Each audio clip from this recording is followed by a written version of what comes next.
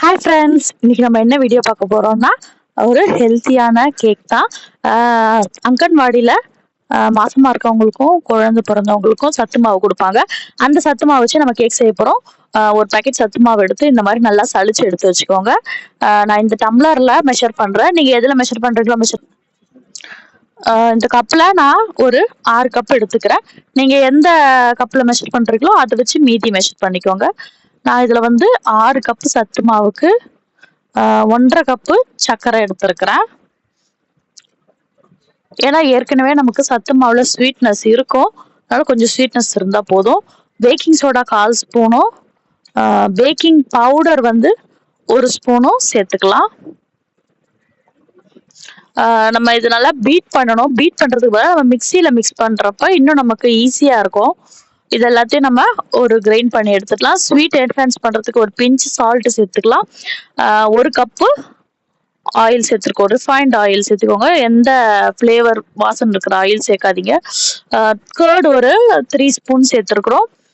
முட்டை சேர்க்காததுக்கு பதிலாக நம்ம கர்ட் சேர்த்துருக்கோம். இப்போ இதை மிக்ஸ் பண்ணுறதுக்கு மில்க் சேர்க்குறோம். இது கன்சிஸ்டன்சிக்கு ஏற்ற மாதிரி கொஞ்சம் கொஞ்சமாக ஆட் பண்ணிக்கலாம். ஃபர்ஸ்ட்டு ஒரு 2 டம்ளர் மில்க் சேர்த்து மிக்ஸ் பண்ணி பார்க்கலாம். கன்சிஸ்டன்சி திக்காக இருந்துச்சுன்னா இன்னும் கொஞ்சம் நம்ம மில்க் கொஞ்சம் கொஞ்சமாக சேர்த்து மிக்ஸ் பண்ணி பேட்டர் அந்த கன்சிஸ்டன்சி கொண்டு வரலாம். ஏடு இருக்கிறதுனால நான் வடிகட்டி எடுத்துருக்கிறேன். உங்களுக்கு பரவாயில்லன்னா ஏடு ஓகேனா இருக்கட்டும். நல்லா இந்த மாதிரி நைஸாக கிரைண்ட் பண்ணிட்டு வெனிலா எசன்ஸ் ஒரு 2 ட்ராப். உங்ககிட்ட வெனிலா எசன்ஸ் இல்லைன்னா ஏலக்காய் முதல்ல அரைக்கிறப்பயே ஏலக்காய் தூள் சேர்த்து அரைச்சிருங்க. இந்த கன்சிஸ்டன்சி இருக்கணும். இந்த கன்சிஸ்டன்சிக்கு வர வரைக்கும் கொஞ்சம் கொஞ்சமா பால் சேர்த்து அரைச்சிக்கோங்க. மேலே கார்னிஷிங்க்கு பாதாம் வந்து நல்லா பவுடர் பண்ணி வச்சிருக்கிறேன். நம்ம எந்த பாத்திரத்துல கேக் செய்ய போறோமோ அந்த பாத்திரத்துல ஆயில் கிரீஸ் பண்ணிட்டு அந்த சத்துமாவே ஃபுல்லா டஸ்ட் பண்ணிக்கோங்க. அந்த கிரீஸ் பண்ண ஆயில் எல்லாத்துலயும் படுற மாதிரி இந்த மாதிரி மாவு போட்டு வச்சுக்கோங்க. குக்கர்ல சால்ட் வந்து ப்ரீஹீட் பண்ணி வச்சிருக்கேன். அதுல ஒரு ரிங்கு மாதிரியோ இல்லை ஏதாவது ஒரு மூடி மாதிரி வச்சுட்டு இந்த கிண்ணத்தை உள்ள இறக்கிடலாம். நம்ம ரெடி பண்ணி வச்ச பேட்டரை இதுல போர் பண்ணிடலாம். கார்னிஷிங் வந்து உங்களோட இஷ்டம் தான். நீங்க கார்னிஷிங் இல்லாம இப்படியே பிளெயினா கூட கேக் செஞ்சு சாப்பிடலாம். நல்லா இருக்கும், ஒரு ப்ராப்ளமும் இல்லை. நல்லா டேப் பண்ணிக்கோங்க. பபிள்ஸ் இருந்தா வெளியே வந்துடும். மேலே தூவுறதுனால இந்த மாதிரி தூவிக்கோங்க. இல்லை எனக்கு ஃபுல்லாவே கேக் ஃபுல்லாவே இந்த நட்ஸ் வேணும்னா நீங்க நட்ஸை தூவிட்டு ஒரு தடவை மிக்ஸ் பண்ணி விட்டுட்டீங்கன்னா எல்லா இடத்துக்குமே கேக் ஃபுல்லாவே இந்த நட்ஸ் வந்து ஸ்ப்ரெட் ஆயிடும். மேலே மட்டும் கார்னிஷிங் மட்டும் இருந்தாலும் ஓகே தான். நான் வந்து ஃபுல்லாவே நட்ஸ் போட்டு இந்த மாதிரி மிக்ஸ் பண்ணி விட்டுட்டேன். அப்போ நடுவுலையும் நமக்கு சாப்பிட்றப்ப அந்த நட்ஸ் கிடைக்கிற மாதிரி இருக்கும். அதனால நிறைய நட்ஸ் போட்டு நல்லா ஒரு தடவை மிக்ஸ் பண்ணி விட்டுட்டு அப்புறமா நல்லா சமன் செஞ்சுட்டு குக்கரை க்ளோஸ் பண்ணிடலாம். குக்கர்ல கேஸ்கெட் போட தேவையில்ல, விசில் போட தேவையில்ல. அப்படியே ஒரு மீடியம் ஃப்ளேம், லோ ஃப்ளேம் இல்லை ஹை ஃப்ளேம் இல்லாத ஒரு மீடியம் ஃப்ளேம் வச்சுக்கோங்க. ஒரு 40 மினிட்ஸ் நல்லா பேக் ஆகட்டும். 40 மினிட்ஸ் கழிச்சு நல்லா ஒரு டூத் பிக்லையோ இல்லை ஸ்பூன் கத்தி எதுலையாவது உள்ள விட்டு பாருங்க. இந்த மாதிரி ஒட்டி இருக்குன்றப்போ இது வேகலை. அதனால நம்ம இன்னும் ஒரு எக்ஸ்ட்ரா ஒரு 15 மினிட்ஸ் டு 20 மினிட்ஸ் வச்சுக்கலாம்.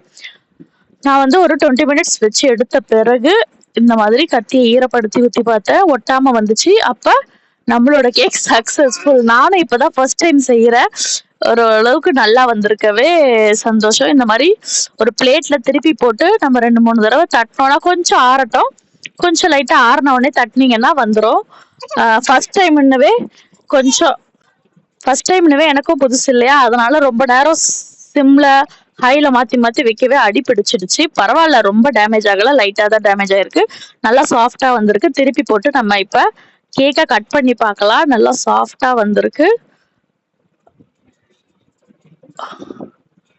கட் பண்றப்பவே தெரியுது எவ்வளவு சாஃப்ட்னு. அப்படியே அந்த சாஃப்ட்ல பீஸ் போடவே முடியாத அளவுக்கு டக்குன்னு கட் ஆயிடுது. அந்த சூடாவும் இருக்கிறதுக்கும் அந்த சாஃப்ட்னஸ்க்கும் நம்ம நல்லா ஜலிச்சிட்டு பண்ணவே இந்த சாஃப்ட்னஸ் நமக்கு நல்லா கிடைச்சிருக்கு. சூடு வேற. அவ்வளவுதான், டேஸ்டியான சத்து மாவு கேக் ரெடி. நீங்களும் உங்க வீட்டுல ரெடி பண்ணி குழந்தைங்களுக்கு கொடுங்க. சத்து மாவு நீங்க கஞ்சா காசியோ இல்லை கொழுக்கட்டை அந்த மாதிரி எப்படி செஞ்சு கொடுத்தாலும் சாப்பிடாத பசங்க கண்டிப்பா இந்த கேக்கை சாப்பிட்டுருவாங்க. எங்க வீட்டுல இருக்க எல்லாருமே நல்லா இருக்குன்னு சொல்லி ஃபுல்லா காலி பண்ணிட்டாங்க. நெக்ஸ்ட் டைமும் இதே மாதிரி திருப்பி ட்ரை பண்ணலாம் அப்படின்ட்டு. இன்னும் இந்த மாதிரி உதிரியா வராம தீயாம அடி பிடிக்காம கரெக்டான ஸ்டேஜ்ல நெக்ஸ்ட் டைமும் செய்யலான்ட்டு பிளான் வச்சிருக்கிறோம். நீங்களும் உங்க வீட்டில் இருக்கிறவங்களுக்கும் உங்க ஃப்ரெண்ட்ஸுக்கும் இந்த மாதிரி கேக் செஞ்சு பர்த்டே கொண்டாடுங்க.